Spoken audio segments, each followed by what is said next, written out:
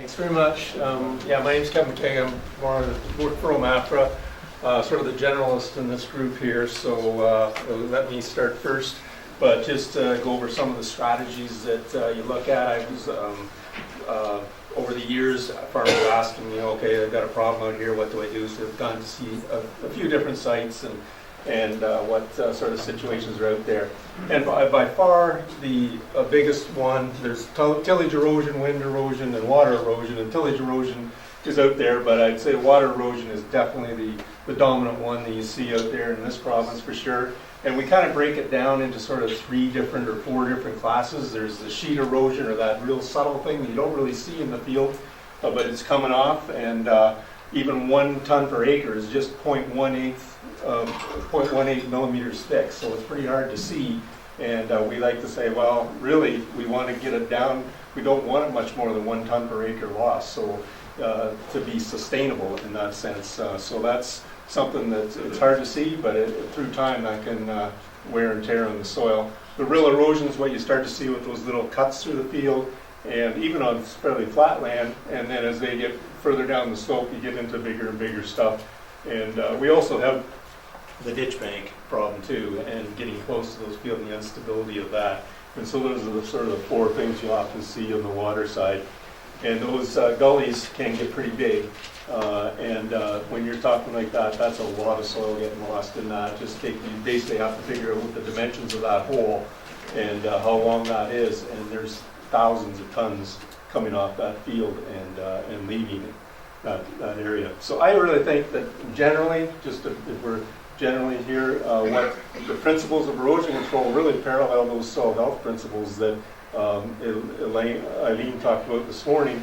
Minimize your soil disturbance, maximize soil cover, maximize diversity if you can through crop rotations, and if you got livestock, your bonus, because that really helps. And then provide continuous living roots if you can to keep things stable there. The only other thing you might add is just protecting some of those vulnerable areas like that previous slide that you just can't, the roots just can't hold that kind of water movement in the water management aspect. So that's hard to do, but that's maybe the only addition for the erosion control. Every solution is kind of site and farm specific, but really I think you want to begin with what your agronomic tools are. You've got those to start with, and they're usually the lower cost options. What's your crop rotation you want to keep? Do you have livestock to get you the permanent cover? And then, that gets you the cover crops and forages that you can use. And then there might be some other more traditional soil conservation type things, like buffer strips along ditch banks to help stabilize that bank, or grass strips to sort of slow the water down. Tree windbreaks do that too, and they also look on the wind erosion side as well through time. You'd enhance that stuff with, reducing that tillage through no-till or strip-till. The direction of tillage even can play a role depending on the site again. If you've got sort of long uniform slopes, that can play a role too and really drop things off. But then it comes down to drainage, and some of this might be structural erosion control measures you use on those concentrated pathways for the runoff management side. This is just a picture I found from Tennessee Soil Conservation District, and you can even see that 20 years of no-till, you can still see a bit of water in that field lying there, but with the multi-species cover crop on the other side, it's kind of hidden at least, or it's slowing things down, more resistance for runoff. And so all that kind of stuff is going to do a huge job to preventing those big holes and big gullies down the road, because it's just not running off, it's not getting the chance to accumulate. So that's your first line of defense, is that agronomy, I think, at least anyway.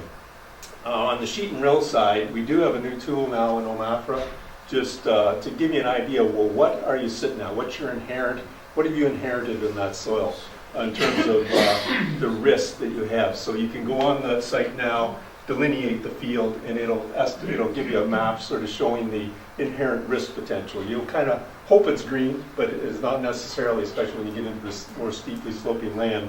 And so then you know what you're dealing with in terms of the sheet and rill type things, and you can start to look at, well, let's say you're fall plowing corn, soybeans, winter wheat now, you can represent that. So what am I doing better? This is kind of the inherent condition, or if it was bare soil, this is more, well, under that system, what's it look like? And you're still losing a lot of soil in that example. But if you move to a no-till system, you see you've really dropped down. You got a lot more of the green in that 0 to 2 range, which is where we're trying to be for sustainable. So I encourage you, we don't have it totally perfect yet, but it's coming.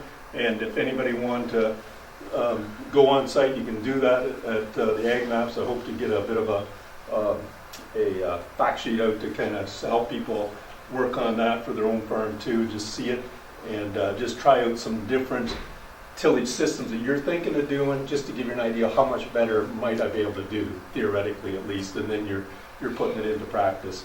The only thing it doesn't do yet is start to look at, well, what's kind of erosion am I losing through these concentrated flow paths? And that's a next step that we're working on to see if we can at least identify those areas and what are the risk spots in the field if you don't already know. But that is another area that we can work on in quantifying the risk there. And those areas, you're really sort of down to about 2 or 3 things you got to work with. You got the grass waterways, you have the water sediment control basins, and then rock chutes or something at the end of those things to enter it safely into an adequate outlet, like a municipal drain or natural water course or whatever. That's really what you're sitting with on those areas as options to do. And there's advantages and disadvantages both. The grass waterways, they take a little land, but do they take much more land than that big gully? That's a good question. And you might be able to work through it a bit, or at least go through it. They handle the peak flows a lot better, and they can handle bigger watersheds up above. And they do a bit of filtering as well on that. Some disadvantages is the land, really. And they can sediment up over time if you don't have that upland agronomy, but if you got good agronomy up there, you probably don't have to worry about it. This is an example of one that was built in 1987. Still looked good in this picture, which is about 2004. But then the next year, it got rented out, new owner, and that's what it looked like. So maintaining, now we've got the water going along the side through the dead furrow, and so there is a maintenance aspect, and also that land beside it is critical to helping to protect the structure itself.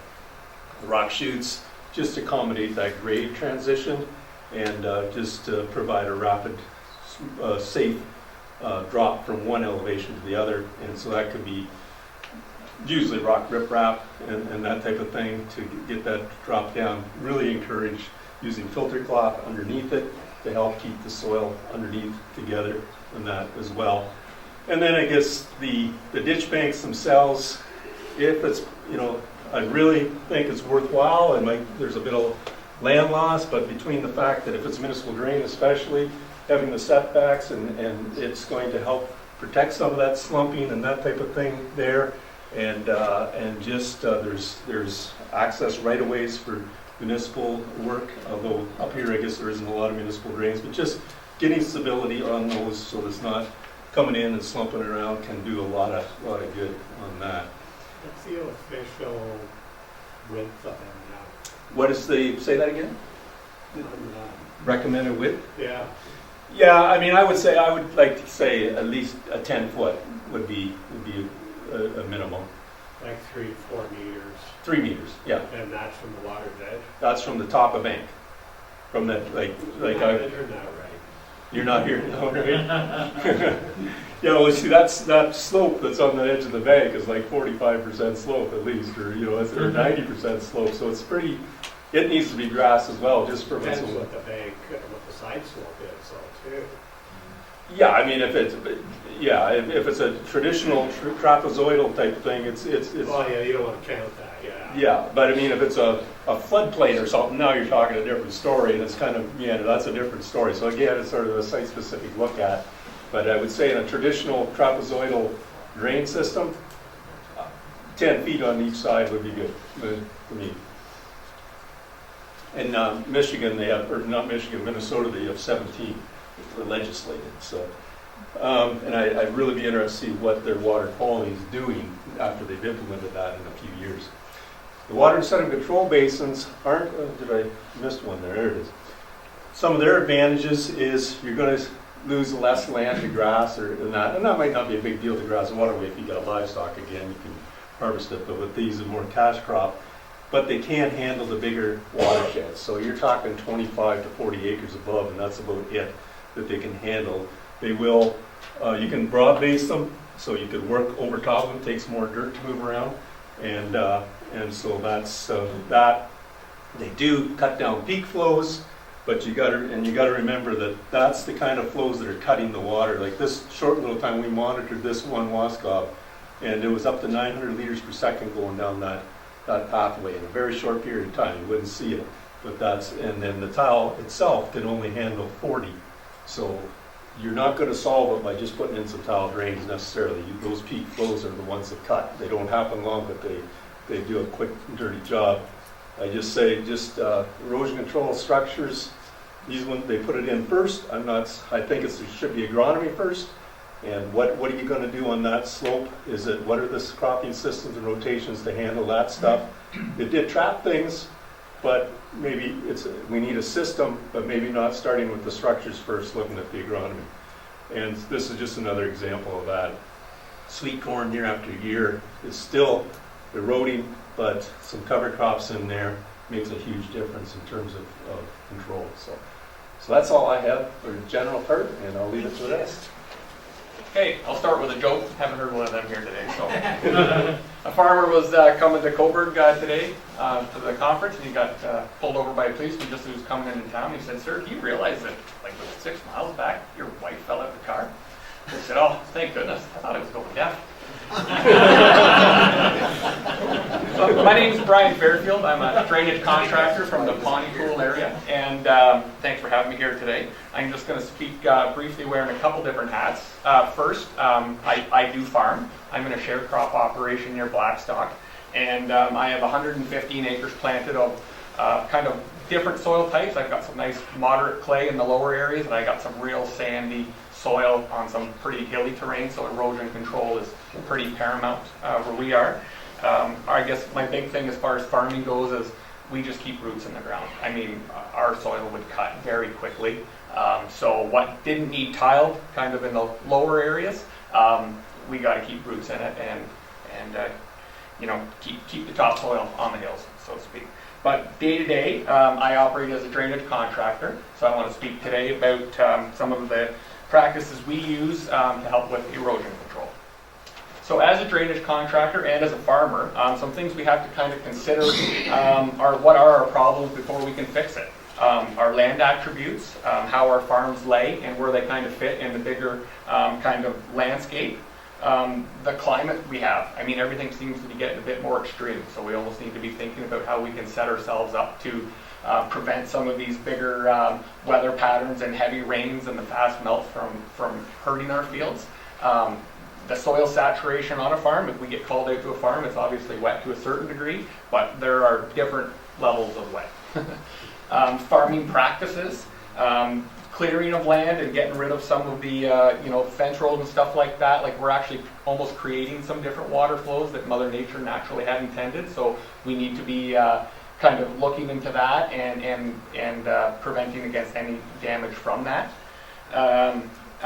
On just, I guess, some lighter land, the wind erosion. So, I mean, on my farm at home, not really a drainage thing, but we have to really think about losing topsoil to the wind. And then soil health. So, I mean, we just want to, obviously, healthier soil. We've heard it all day here today. Healthier soil is going to reduce erosion and give us better structure in the soil.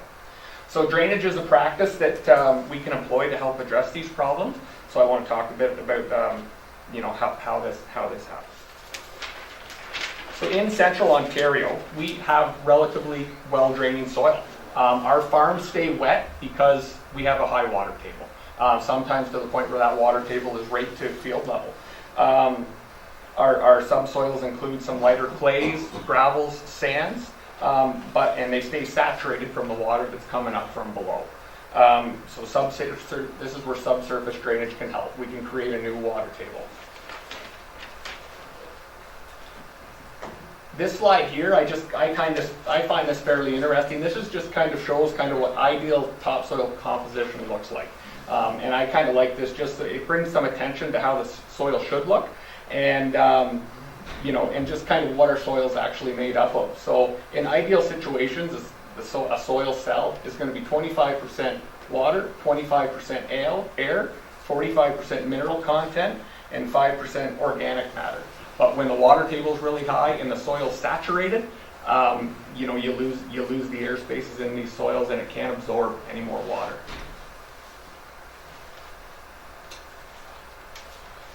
This, some soils or some farms that you go to, they have some better erosion control than others. This is the farm that shale rock came right to the surface.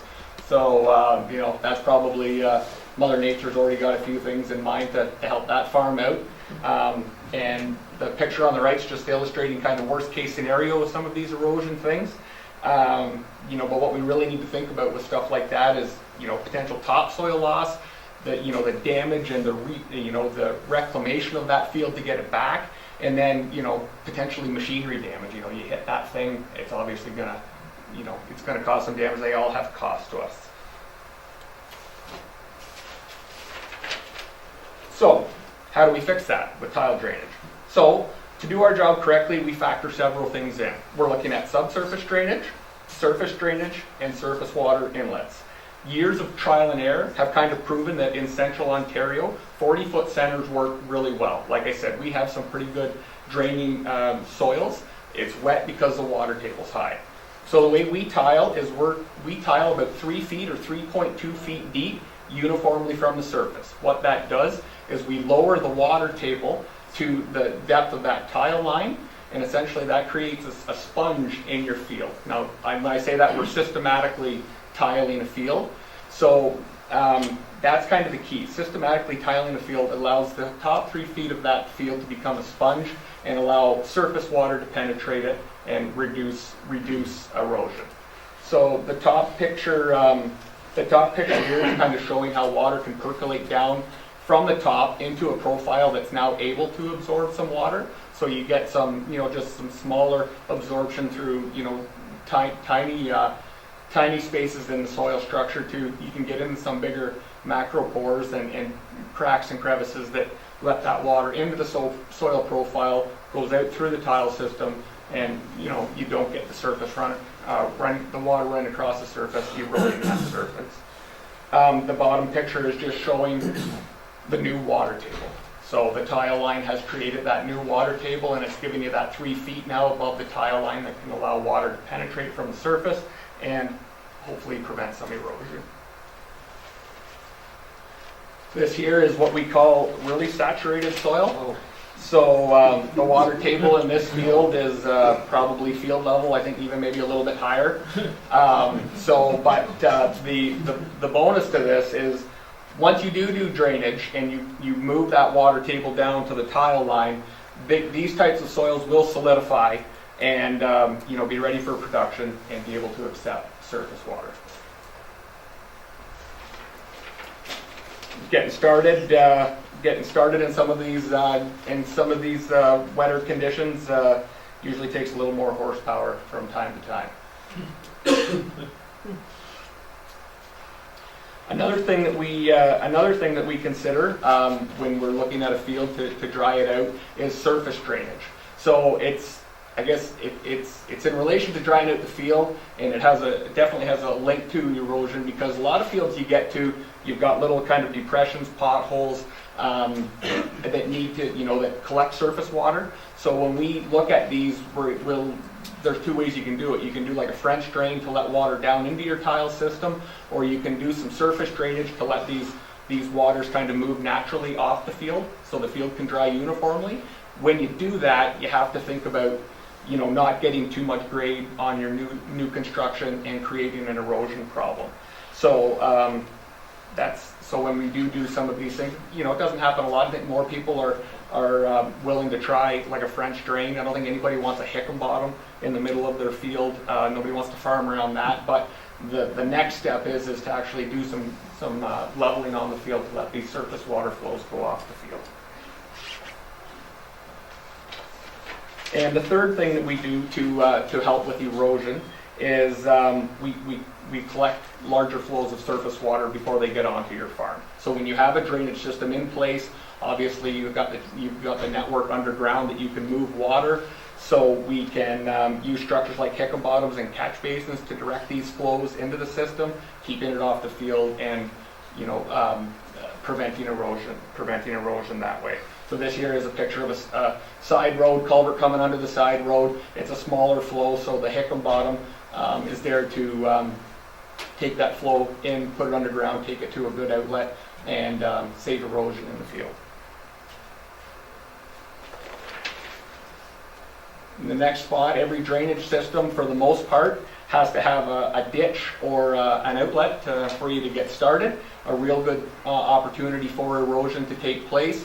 So when we do ditching, or when anyone does ditching, you really need to think about sloping the banks properly, promoting vegetation on these banks to keep as much soil and pollution out of the waterway. And then any time where, again, like the gentleman spoke of grade changes and surface water probably coming over the top, we use a lot of rock to reinforce, just to save that's getting close to 10. Okay.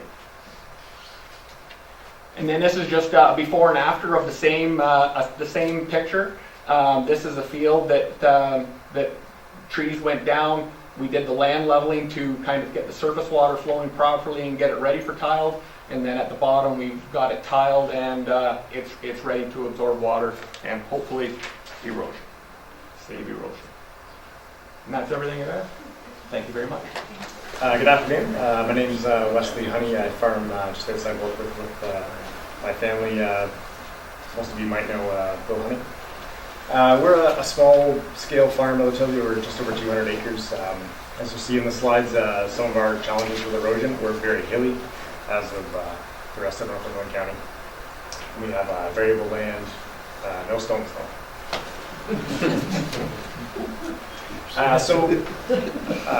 Why should we care about erosion? Here are some things that I come up with. If anyone's bought any topsoil lately, it's very expensive. Expensive to move and to replace.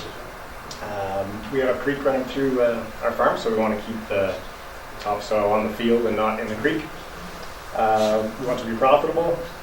We want to be good stewards of the land and maintain our social license. And what I mean by that, with social media these days, if you're doing anything that is bad or looks bad, it can really harm the whole industry very quickly.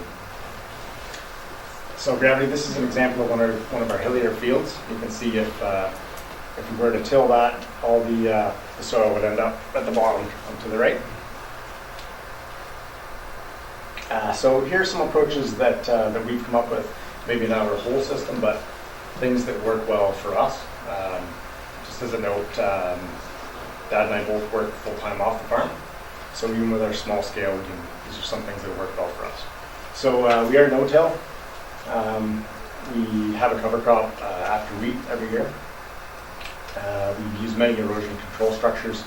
We're implementing more all the time. Also, something sort of unique that we're doing, we're planting our beans into standing corn stalks parallel with the rows, which we found works very well for us. So no-till, 3 crops, corn, some type of beans, soybeans, or more recently Azuki beans, and wheat. And then we do a cover crop after wheat. Only use tillage when we have to. The summer of 2018, we did use an RTS.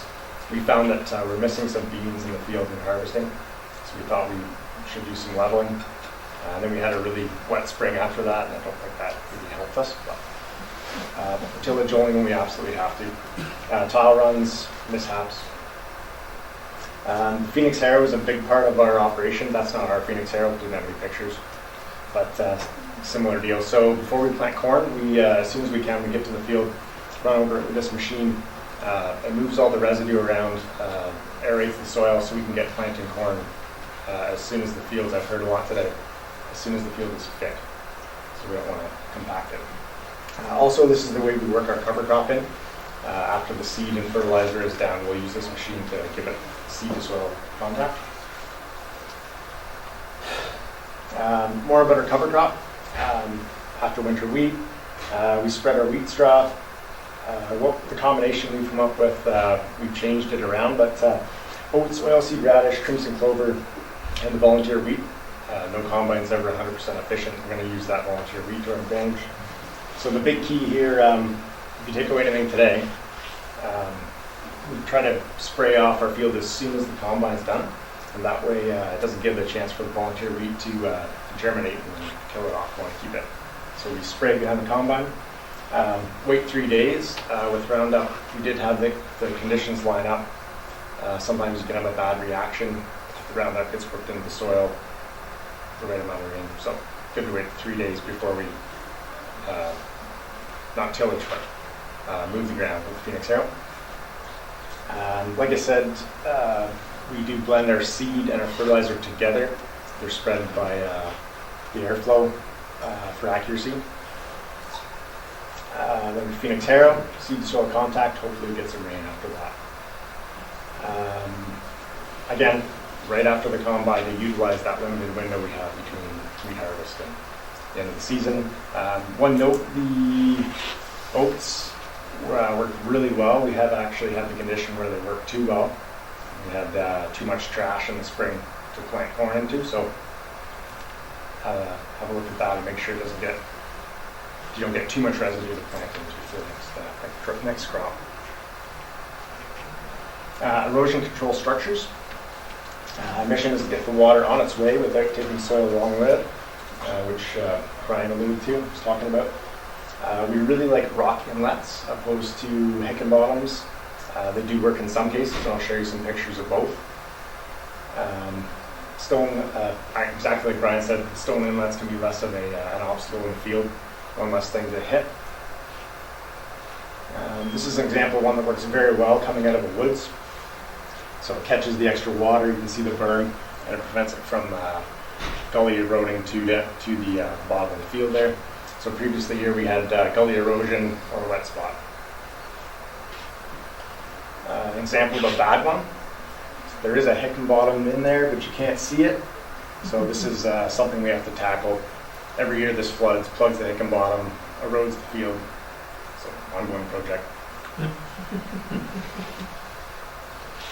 Stone inlets, good tip from John Pulver, who's here today, about using some brown stone opposed to crushed stone. Leave more space for the water to get through, less prone to plugging. We like to use 3/4 clear round stone. Picture of my son Will. This is a tile outlet that had eroded years and years and years. It's actually behind his head there. So that one was about 100 feet to the creek. So that's part of the project ongoing too, where we've tiled all, or connected that to a tile all the way to the creek, and then so we don't keep on eroding that ditch deeper and deeper. And also put in some control structures. So this is an example of another outlet in the same area that's eroded down. So we've got some perforated tile and a coil. We actually added another tile in the middle with, and you'll see the finished product here. So instead of the Hickenbottom, there's a steel grate and a separate tile. So hopefully that catches most of the water out of the tile. If not, the stone and the perf tile separate to the creek as well to do the job. Another stone inlet structure for surface water. So this is a buffer strip from the field leading up to it. It's about 40 feet. And then whatever gets by that. So that structure, again, tiled to the creek to prevent erosion in this area. Eastern Farm Stewardship, I did apply for some funding through them. Really easy to do, work with Lower Trent. These are, some of this is right off their website online. It's a good resource if you have projects in mind. This is an example of the same project I was talking about with the tile outlets and the erosion control structures, where over a number of years it's eroded and undermined trees, etc. So trying to fix that up. Again, by putting the water in tiles so it doesn't erode. Creek crossing, another project a few years back. It's been really good for us. So my grandfather had created this creek crossing. It never worked real well because of the buildup of the mud on the outer edge, you can see. So you just end up getting stuck. So we were approached to take on this project, and worked out really good. You can see the construction with the proper filter cloth. Used larger stone in the bottom and built up with smaller stone. Sloped the banks.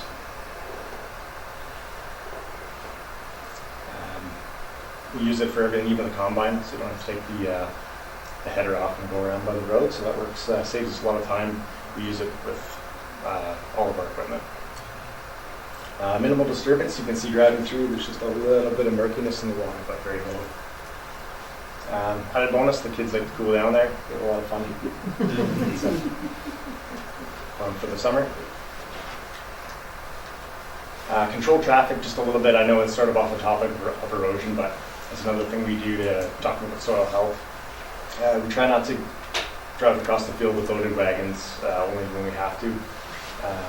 Fuels on tractors as much as possible, stuff. Probably a lot of you are already doing these things. Removing any unnecessary weights off machinery that we don't need. We're looking at some new technology tires through the CAP program. I think they're called Advanced Deflection Radial. Same load carrying capacity, less pressure, larger surface area. Jeff Townsend, who was here, I know we had a conversation one day about his combine's a little bit older and smaller, but it's not more passes, but it's not as heavy. So our theory is maybe less compaction there. Planting beans in the corn stalks. So again, no-till, the beans in between the standing corn stalks, parallel with the row. We added an extra row, an interplant, so instead of a 6'11", it's a 6'12", and then we offset our drawbar by 7.5 inches. We follow the center of the corn row with the center of the tractor. We do have wavy coulters and trash wheels in case we get on top of the row. So, and a water tank in case we need the extra weight. It's a lighter planter. Not my picture, I didn't have any, but if we do our job right, this is exactly what it looks like. And then we combine the stalks in ideal conditions, go through the combine without an issue. And then the idea is we're planting into the soil without all the trash in the way. So that works good, allows us to run our no-till system. So bean planter. Water tank. We like the water because you can just, like last spring when it's wet, we just didn't fill it. We can always do some more learning. We're always learning. Overfilling the stirrator. Thanks to Dad and Amy Heather for their help with the presentation. I'm a PowerPoint expert. Good afternoon, everyone. So I'm Gord Green. I farm with my son Dave. We're south of Stratford, north of Woodstock. Farm's been in our family since 1843. I'm fifth generation. This is our farmstead back in about 2003. There's been a few changes made since then. We have an anaerobic digester in this area here, produces about 500 kilowatts per hour. We milk about 250 cows, dairy operation, and we have a few beef cows, cow calves, and then a small feedlot. Raise their own veal calves as well. So we try to value add, is the bottom line here. So picture of our digester, not that it pertains to the subject a whole lot other than the digestate that we produce, that we spread on the fields as opposed to the manure, is quite a dilute liquid. And so it's a bit like a brown orange juice. It runs easily on the fields. So we use cover crops and that sort of thing to control and to uptake nutrients. I can't help but think good agronomic practices are the first solution to drainage issues, and we've kind of walked into it over time, inadvertently or whatever, but not so much from a drainage and erosion control issue, but it all fits together very well. So this is not my field, but this happens to us all, and we can't help it. But we can do certain things to mitigate the problems that this causes. And it's days like this that I can drive through the countryside and I can see visually the effects of no-till and cover crops as opposed to conventional tillage. You'll see the water won't be pulled up near as much on the field there, and the ground will be open and porous, and you can tell the water's soaking in, and the water in that ditch is going to be a lot clearer. And it's one of the few things that we can do, but it really adds up with time. So I think it's important to. I've been in no-till since 1995, and everybody has started off in conventional tillage, whether it's the previous generation or the current one or whatever. But people made a switch for a particular reason, and some people have chosen not to make that switch. For me, there was a trigger, and one was there was a study being done looking at worm populations after putting anhydrous ammonia on, and the technicians were telling me in a no-till environment there would be 30 worms in this hula hoop sized area, whereas in conventional tillage you would expect to see 3 or 4. So 10% of the worm population in conventional tillage as opposed to no-till. A little light went on and said, look, there's got to be a better way of doing it than conventional tillage. At least I've got to give it a try. I was on a no-till conference tour, or a no-till tour, and they explained how we were burning off organic matter with conventional tillage. So those kind of things kicked into gear, and so I decided I was going to try no-till. And not that I was going to do it for sure, but at least give it a try. So the first year was winter wheat, and no-till winter wheat works really well. And it did for us. We'd already done it a year or so as an experiment. Next year was soybeans. The crop that concerned me most was corn. And so the year after that, it just so happened a dealer close by was selling strip tillage equipment. And he did a demonstration for us. We did 3 trials, and it worked as well or better than what we were already doing. So we swung into that system, bought our own machine, and we've been at it ever since.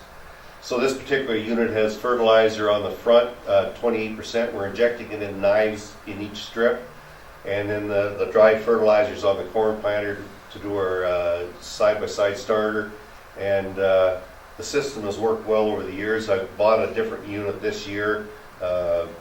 Just that I think it's going to be a little bit better for us, and we needed a little bigger machine. So that we just kind of rolled into that, and it's worked well for us. But the no-till seemed to only get us so far as improving organic matter, and then we kind of went to a plateau and we leveled off. We had done a little bit of work with red clover on wheat, as most people had, but with limited success, because if you had a good wheat crop, you get a poor red clover crop. So we started messing around growing oats after winter wheat as a cover crop, and then we harvest this in the fall. And we put our digestate on at planting time, just before or after planting. And then, after we take our corn silage off, we move into those oat fields and harvest them for feed, and we use it for dry cows and heifers. We have a large enough herd, they take a lot of feed, and we have a good use for it. It's been very productive and very cost effective for us. After corn silage ground is another great opportunity for cover crops. So we put cereal rye in there and harvest it in the spring. There again, it's worked very well for us. One year we had a winter kill problem with the cereal rye for whatever reason. The wheat seemed to do all right, but the rye suffered. It's planted later anyway, but it was kind of an odd situation. I have experimented with annual ryegrass after winter wheat, and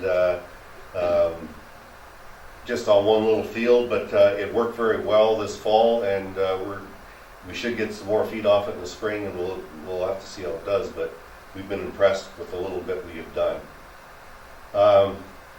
As I said, I'm a dairy operation. We're looking for a feed source for our cattle, and they're an integral part of our operation. I think when you have livestock, whether it's cattle or chickens or hogs, that manure in the system and integrating and manure exchange of nutrients and all that is a valuable resource if you can tie into it. So for us, it's a very integral part of our operation. So cover crop facts, for a part of the digester, the digestate coming out, the nitrogen part of it is breaks down very quickly and releases the nitrogen. And it's a bit of an issue, so we use cover crops to tie that nitrogen up and capture it, and especially in fall applications. And so the cover crops are a very important part of the digestate and capture nutrients. The digestate or the digester process does not break down the P and the K, and the nitrogen overall is still there, it's just in a different form. What we're doing with the digester is breaking down organic matter, so the cover crops help compensate in our system to keep the organic matter still in there in the crop. So here's our beef cows out on an oat field, pasturing it. There's not much erosion going on there, and it's a great way to use a cover crop and get added value. We are using controlled pasturing now as opposed to what this picture was, and you get less tramping and a lot better food utilization efficiency. But I like to see a scene like that. So the other aspect, most of the cover crop is harvested through a harvester and put into bunker cell for feeding our heifers that are in barns, and we get a lot of feed. If everybody in Ontario that had row crops that could use cover crops, put in a cover crop and then harvest it for feed, we could feed an awful lot more livestock in Ontario than we have now. It's an underutilized asset for those that can utilize it. So I did a trial with Chris Brown. So this was looking at our digestate going on a cover crop after wheat, and the cover crop in this case was oats. This is a trial done over 2 years just on our farm, but 3 replications, and very consistent results. So we have good faith in the numbers. And so this is our control strip, but there was no manure put on the oats. They were just planted, grown, and harvested. As I explained about the nitrogen in the digestate, it volatilizes off quickly. The nitrogen is released. We thought we'd put a nitrogen inhibitor in with the digestate and see if that helped. And so that's that number, and then the digestate with nothing in it, and it was the best yielding by far. So we think the inhibitor actually tied up the nitrogen too long, it wasn't available. But we got an 80% increase in volume off of that by what the digestate provided to the oat crop. And so what's the 1285 stand for? That's just a relative number. So it was a small area that was being measured. So it's just compared to the 716, it's 80% more at 1285. So it's not a yield per acre, but Chris went back and did the numbers, and we were getting yields of 5 ton per acre of dry matter. And that's a cover crop after wheat. So, you know, a shorter growing season, I think that's a pretty good yield number.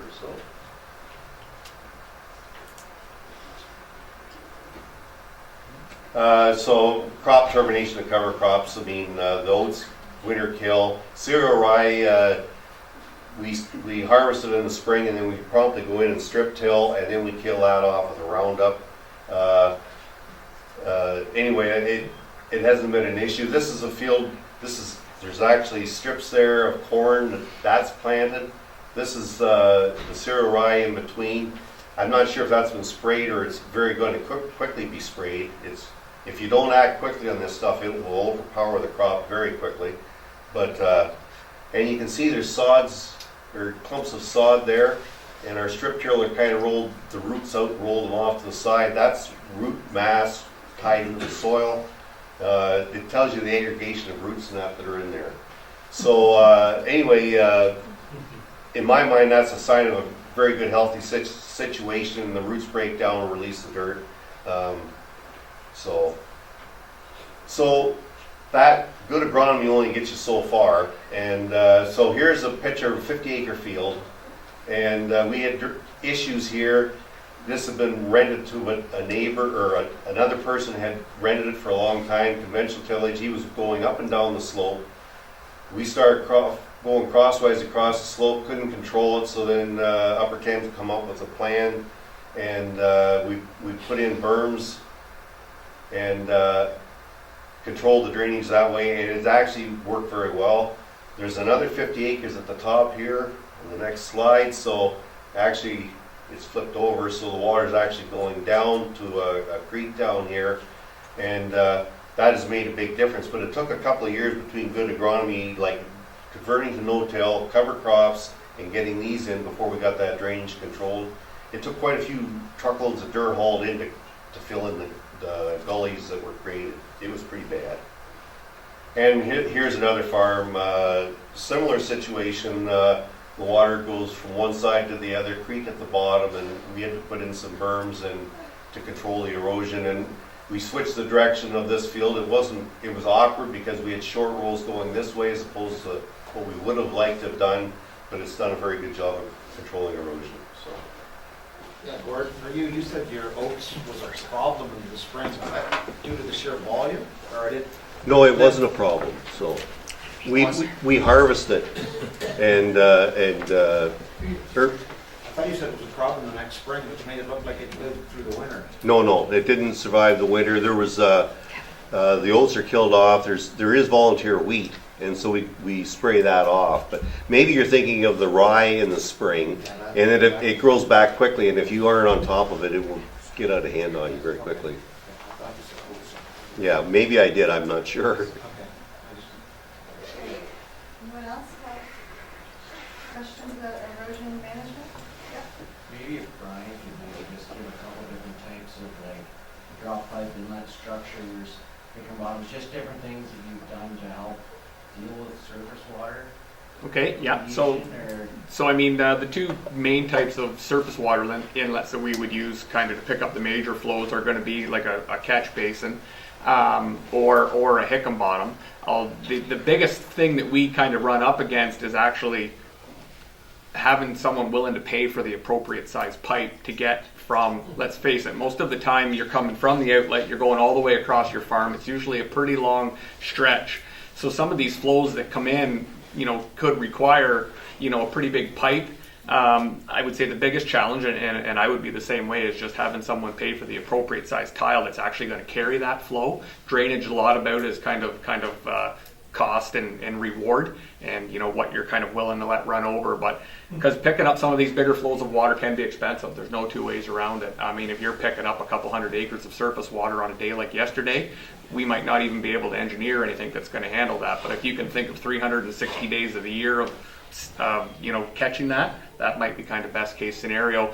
In the middle of a field, we don't like the idea of a Hickam bottom in a low spot or some of these other standpipe inlets. We like French drains, so what we'll do is if we have a pipe in place in a ponded area, we'll clear that off, fill it up with 3/4 inch kind of gravel or stone. It's got to be clear stone, and that lets the water down quickly to that pipe and it can get away. They require a little bit of maintenance because you can farm right over top of it, but I mean, over time you're going to fill it up with kind of some debris and it might not take it in. So those are kind of the three things we think about for surface water inlets.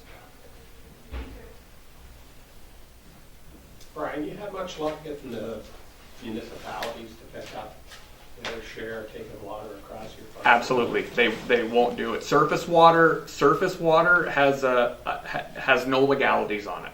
So I mean, rainwater, any water that kind of falls and hits the surface, it is allowed to drop and flow and just go wherever Mother Nature intends it to go. So if you're, when they collect it with a ditch. that's not collecting it. That's essentially a ditch is put along a roadway to kind of maintain a roadway. So when surface water falls, comes across your neighbor's farms, comes to their ditch, comes down the ditch, and then just follows the low across your field, they don't consider that collecting. That's not collecting water. Can we burn or not? You can burn, but it'll come over top. For the most part. We do a good job.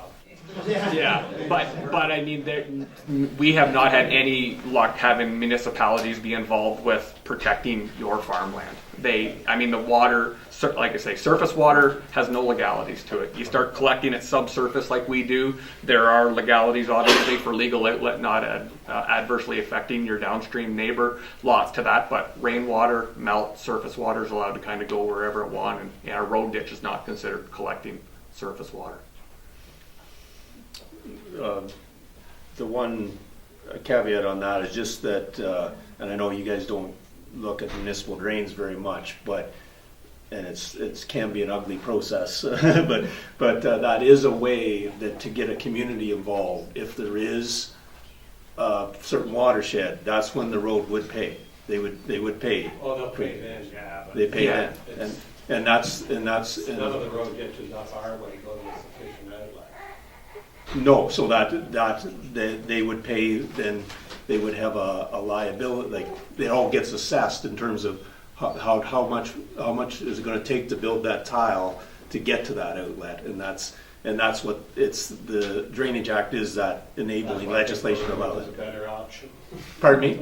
That's why I think burning is a better option. And you can input berms in municipal drainage systems. There's nothing saying you can't. Oh, I'm Who not- does that assessment? Who does that assessment? They would hire an engineer to do that. We can't even get engineers to work in our township anymore. Yeah. And municipal drains are expensive right from the word go. And I mean, as soon as you start that process going, you implicate everybody in the neighborhood that has water in that watershed coming to that outlet. So your neighbor who is just living in the country with 3/4 of an acre and doesn't know anything about agriculture gets the same, well, gets a bill in the mail too. So you're, I don't want to, I'm a drainage contractor, I don't want to say bad things about municipal drains, but if you want your name to be mud, you kind of petition for a municipal drain. So it seems to be that if you want to collect surface water from the road culvert across your farm to protect your investment, quite honestly, you're on your own to do that. And that's why I say that the cost can get expensive, and quite honestly, you don't typically have big enough tiles going up to these culverts a lot of the times, unfortunately. It doesn't have to be expensive, like we did that little project at that Elm Tree Farm in Mars, right, where the water came across the road with a culvert. We just made a little ditch there and kind of pumped it into a Hickenbottom right at the edge, right? Yes. But that's not a huge amount of No. road water, right? No, that's right. It was either that or what we call it with a bag of cement, so. Right.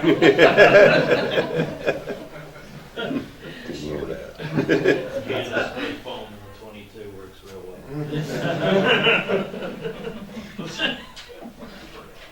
Okay, we're trying to keep it. We're gonna wrap it up. So thank you all so much. Unless there's any quick last questions, we have like 2 more minutes. And then we have final remarks back upstairs. So we have a couple minutes to get back up for final remarks, and thank you all for attending and participating.